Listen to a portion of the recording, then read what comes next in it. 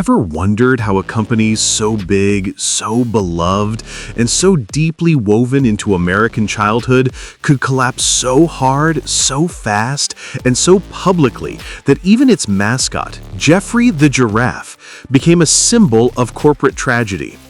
How does a brand that dominated malls for decades suddenly find itself drowning in debt, begging suppliers for more time, and shutting down hundreds of stores?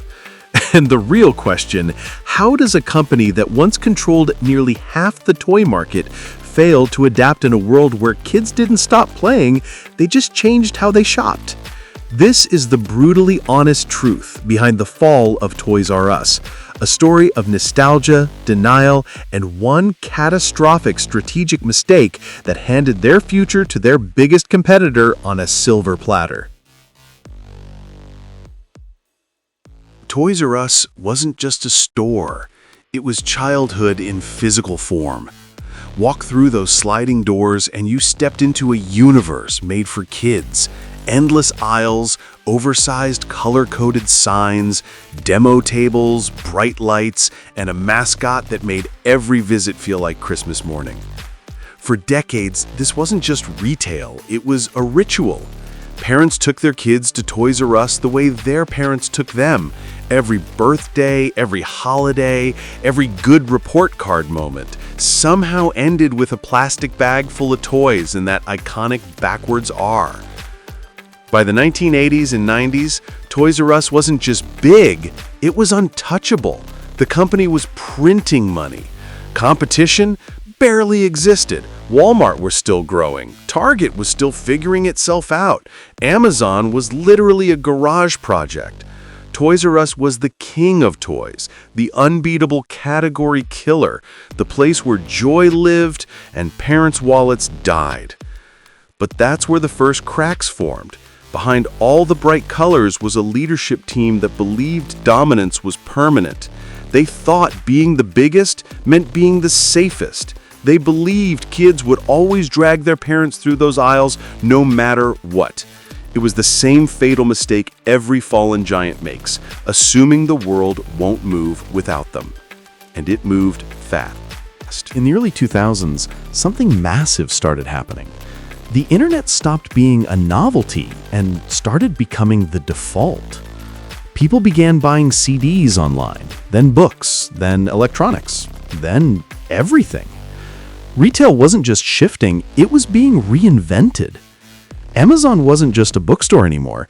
It was becoming a machine built to understand exactly what people bought, when they bought it, and how fast they expected it to show up at their door. This was the moment Toys R Us needed to evolve. Their edge wasn't just toys, it was brand loyalty, supplier relationships, and the childhood experience. They could have built an e-commerce powerhouse, used their reputation to dominate online toy sales, and become the Amazon of toys before Amazon even figured out toys. But they didn't. Instead, in one of the most disastrous decisions in retail history, Toys R Us outsourced its entire online business to Amazon. They gave Amazon full control over ToysRUs.com, all toy sales online, and all customer data, the most valuable asset in the digital age.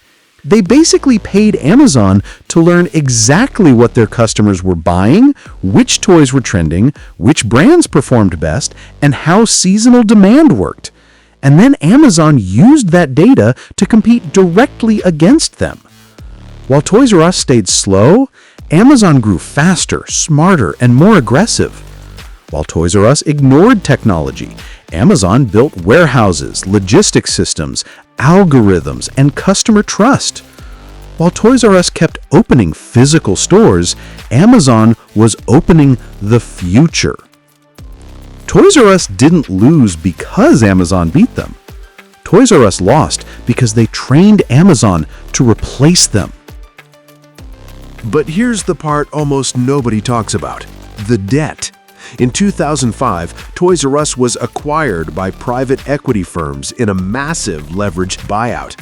Sounds fancy, but here's what it means in blunt English. The new owners loaded the company with billions of dollars in debt and expected the business to magically pay for it. The stores didn't get better. The employees didn't get more training. The website didn't get upgraded. The retail experience didn't modernize. All the money went into debt payments instead of innovation. So while Amazon was automating, Walmart was scaling, Target was redesigning, and even small e-commerce sites were building communities, Toys R Us was busy doing nothing, just trying to survive the weight of its own financial baggage. Every year, the interest piled up. Every year, the stores felt older, darker, and less exciting. Every year, another generation of kids grew up without needing to go inside a toy store at all. Then came the final blow. Suppliers started losing trust. Toy makers didn't want to send products to a company they weren't sure would be alive long enough to pay for them. Shelves went empty, inventory thinned, customers noticed. By 2017, Toys R Us was burning cash, drowning in billions of dollars of debt, and completely unable to compete online. They filed for bankruptcy. In 2018, they shut down over 800 stores. A brand that shaped millions of childhoods vanished from the map in less than a year. The giant didn't fall. It toppled under its own weight. It was the belief that tradition could protect them from the future. They failed because they stopped evolving when the world demanded evolution. They failed because they ignored the internet, outsourced their future, and let debt suffocate innovation.